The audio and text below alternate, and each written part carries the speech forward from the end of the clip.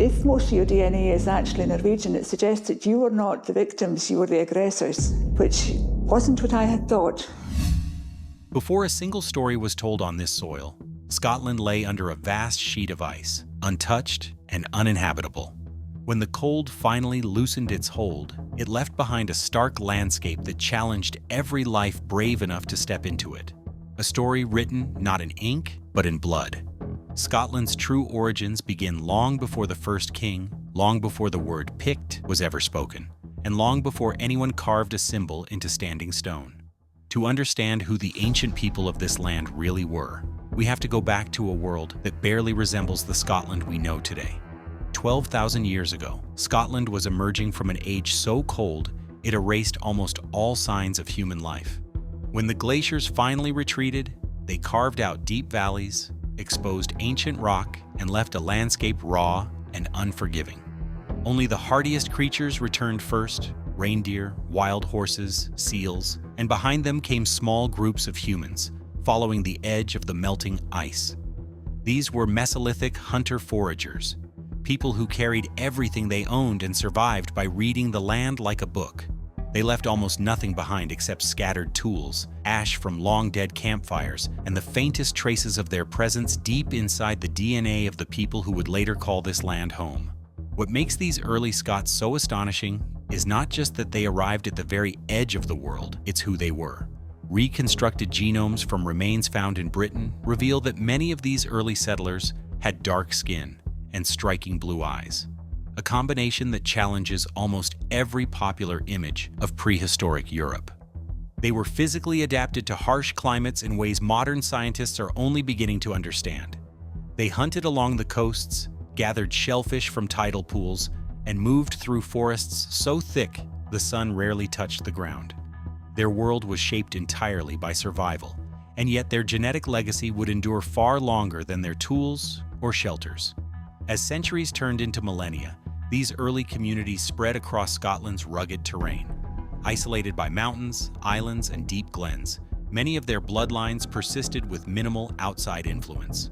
In some remote parts of the Highlands and the Outer Hebrides, genetic signatures linked to these first settlers can still be detected today. It is one of the rarest forms of continuity on Earth, an unbroken thread stretching back to the very moment Scotland became habitable. But this early stability would not last forever. A monumental shift was approaching, carried not by armies or invaders, but by migrants who would reshape the genetic fabric of Britain. Their arrival would leave a mark so profound that almost every discussion about ancient Scottish ancestry eventually leads back to them. The people who stepped onto these shores in the Bronze Age did not just add a new chapter to Scotland's human story, they rewrote it entirely. Their impact was so dramatic that even modern scientists struggled to explain how such a transformation unfolded. And yet, without this seismic change, the foundations for the culture that would eventually give rise to the Picts might never have formed. By the time the harshness of the Ice Age finally softened, and Scotland's earliest settlers had carved out their fragile foothold, a new force was already gathering far beyond the horizon, one that would transform the islands in a way no one could have predicted. Around the middle of the Bronze Age, migrants from continental Europe began moving across Britain, carrying with them unfamiliar tools, burial customs, and a genetic signature so dominant it would reshape the population almost completely. Archaeologists call them the Beaker people, named after the distinct pottery they left scattered across their camps and graves. But what truly mattered was not the clay they shaped, it was the bloodlines they carried. When these newcomers reached Britain, sometime around 4,500 years ago, they did not arrive as invaders storming the coast.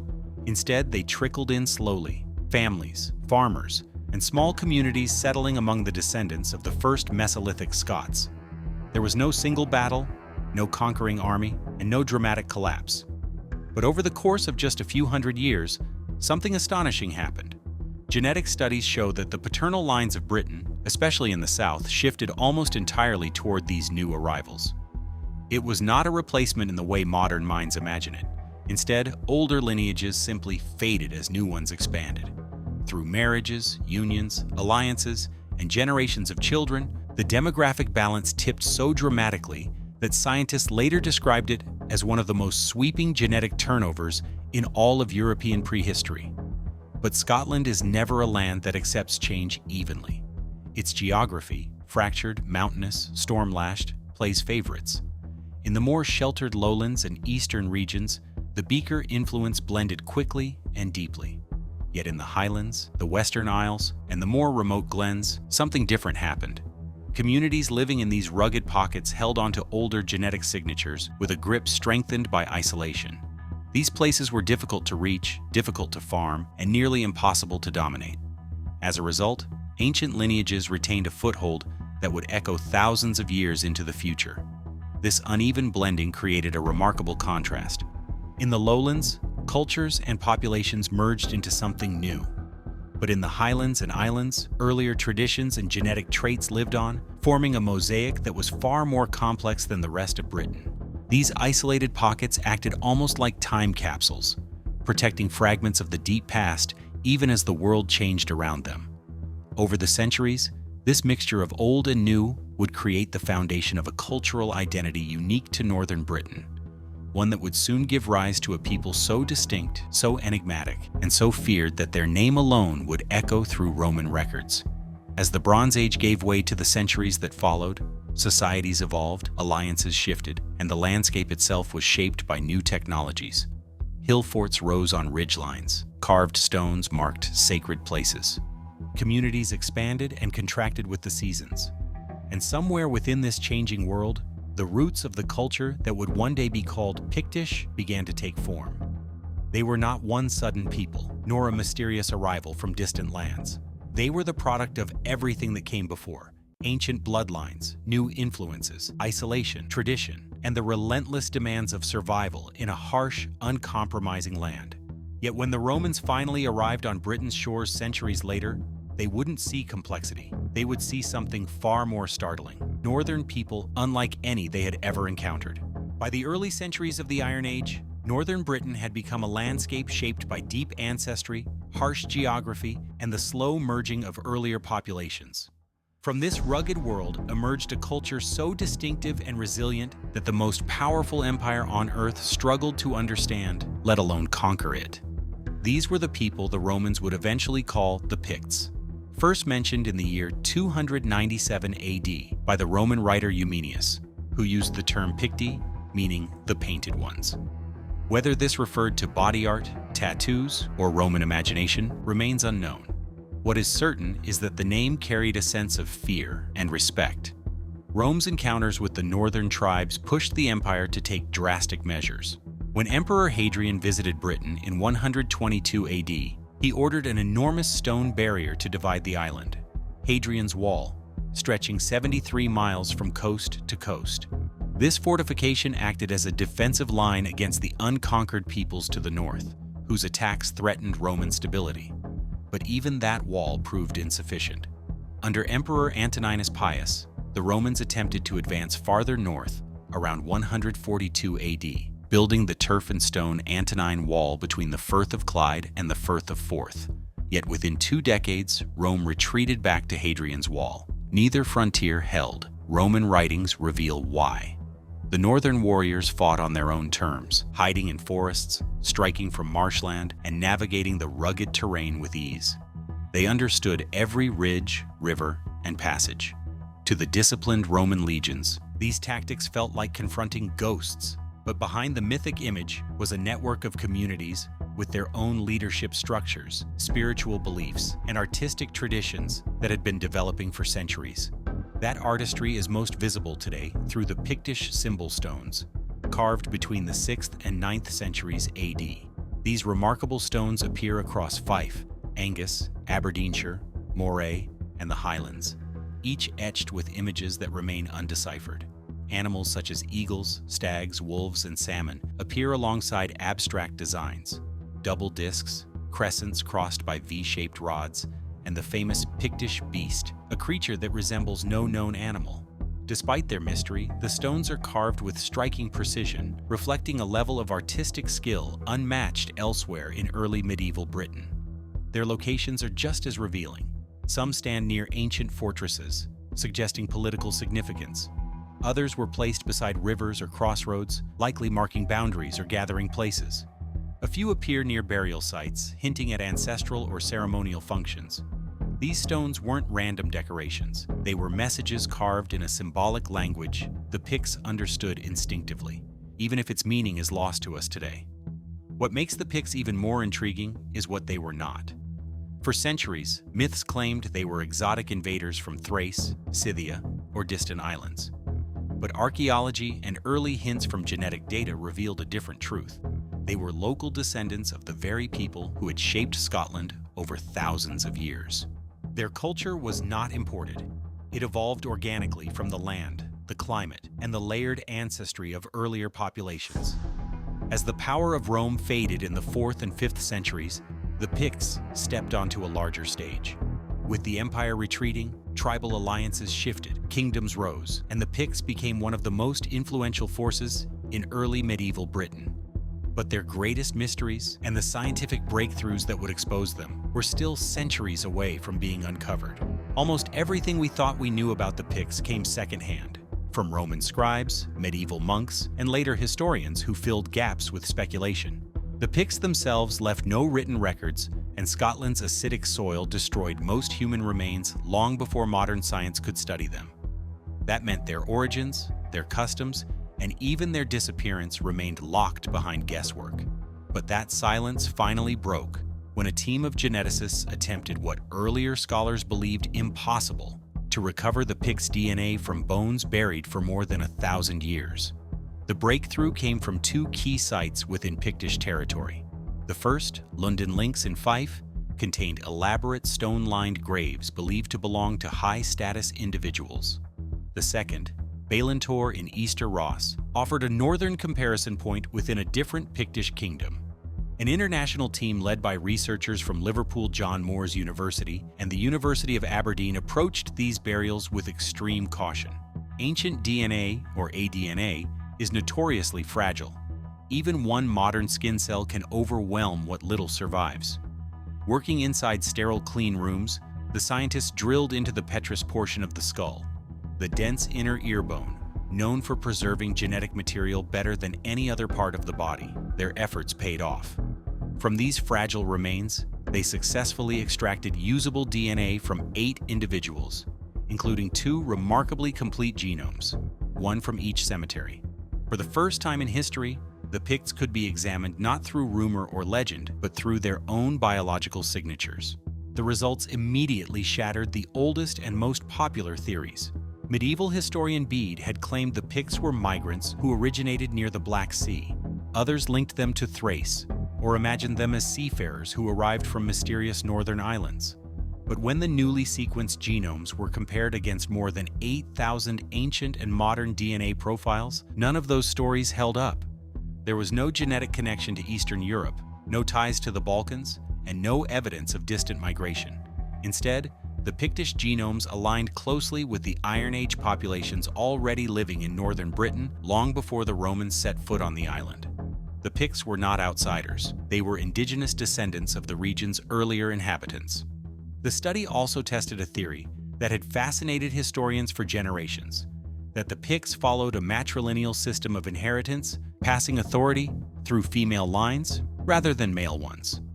Early interpretations of Pictish king lists supported this unusual model, suggesting that succession favored the sister's son over the king's own children.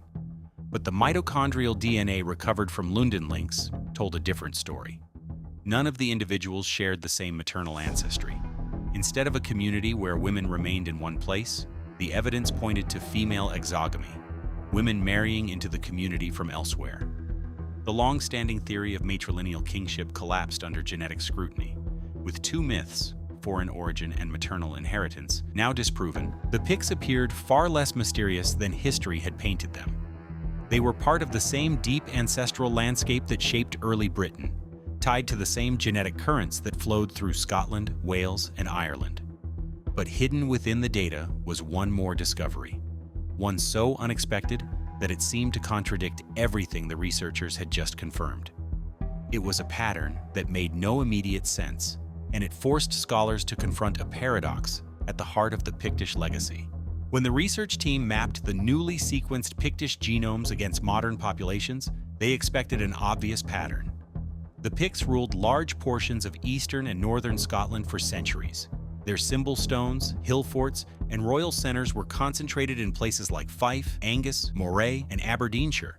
Logic suggested that the people living in those regions today should be the closest genetic descendants of the ancient Picts, but the data revealed the exact opposite. The strongest modern connections to the Pictish genomes appeared not in the east, but across western Scotland, Wales, Northern Ireland, and parts of Northumbria in northern England. It was a result that stunned historians and geneticists alike. At first glance, the findings made no sense.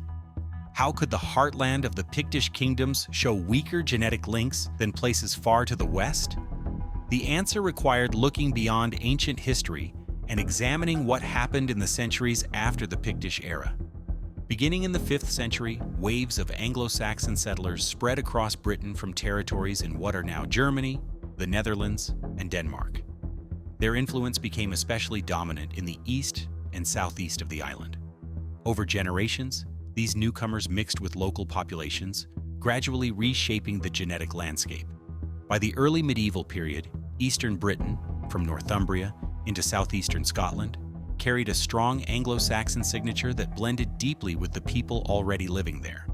But the most dramatic shift came from the north. Starting in the late 8th century, Viking longships appeared along the Scottish coastline.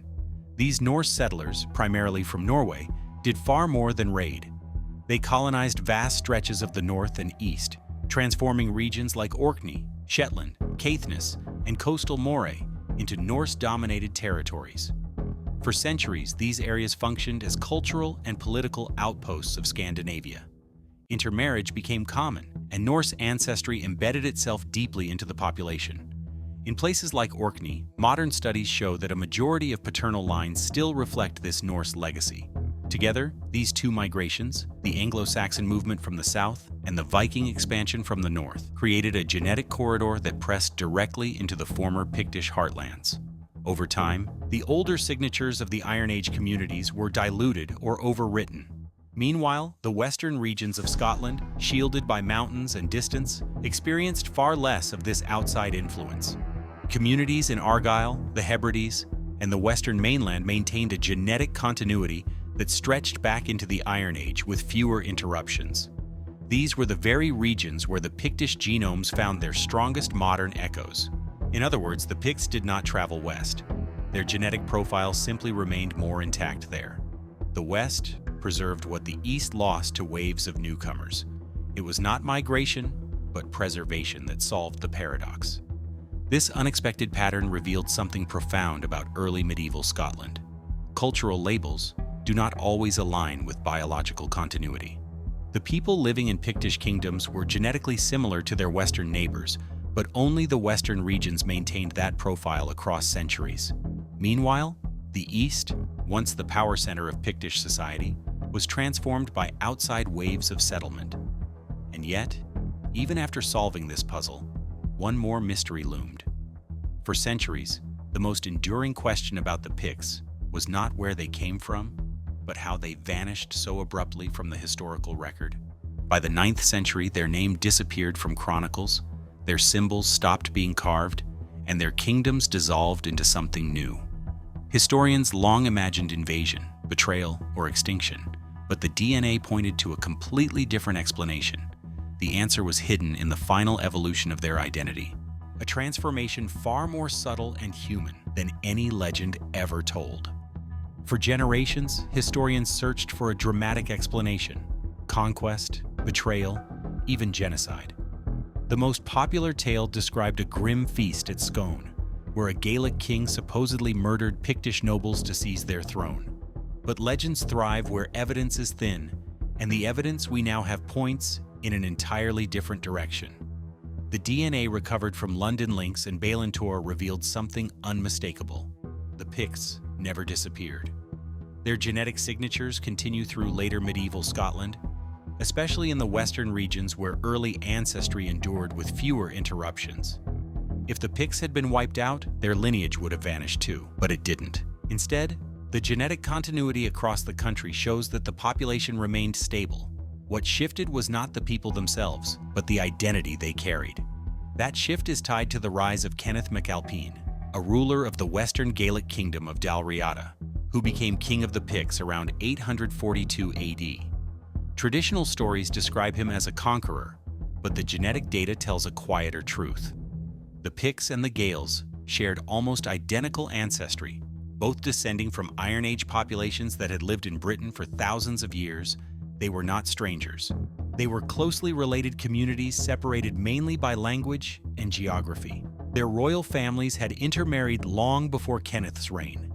The real pressure came from outside.